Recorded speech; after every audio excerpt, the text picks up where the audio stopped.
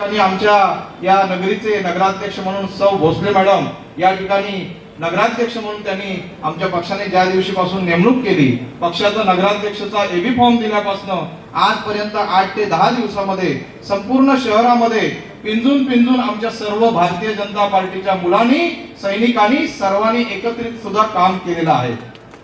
टाळ्या मारायला नक्कीच हरकत नाही, कारण खरोखरच जो उन्हामध्ये काम करतोय त्याच्यासाठी टाळ्या मारायला हरकत नाही.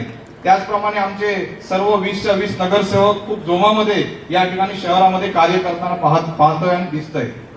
मला एवढंच सांगावंसं वाटतंय की सावंतवाडीतील सर्व आमच्या माऊली किंवा सर्व वडीलधारी मंडळींना मी एवढंच सांगतो की या ठिकाणी सावंतवाडीचा कायापालट कोण करू शकत असेल तर फक्त भारतीय जनताच पार्टी करू शकते. देशामध्ये नरेंद्र मोदी साहेब आहेत आणि राज्यामध्ये सर्वांचे लाडके देवाभाऊ आहेत आणि महत्वाचं म्हणजे विशेष म्हणजे सन्माननीय आमच्या या जिल्ह्याचे सुपुत्र सन्माननीय प्रदेश अध्यक्ष रवींद्रजी चव्हाण साहेब आहेत.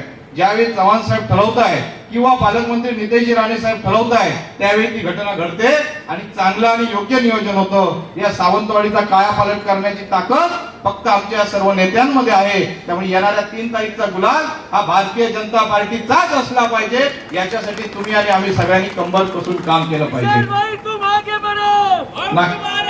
या ठिकाणी विशालभाई मोठा नाही, या ठिकाणी भारतीय जनता पार्टी मोठी आहे. भारतीय जनता पार्टीचा, भारतीय जनता पार्टीचा. त्यामुळे भारतीय जनता पार्टी प्रथम आणि नंतर विशाल परब. त्यामुळे मी एवढंच सांगतो की आमचे नगराध्यक्ष चांगल्या मताधिक्याने निवडून येणार आणि 3 तारीखला सकाळी 11 वाजता आपण या ठिकाणी गुलाल उडवायचा आहे. आणि माझं मी 2 शब्द संपवतो. जय हिंद, जय महाराष्ट्र, धन्यवाद.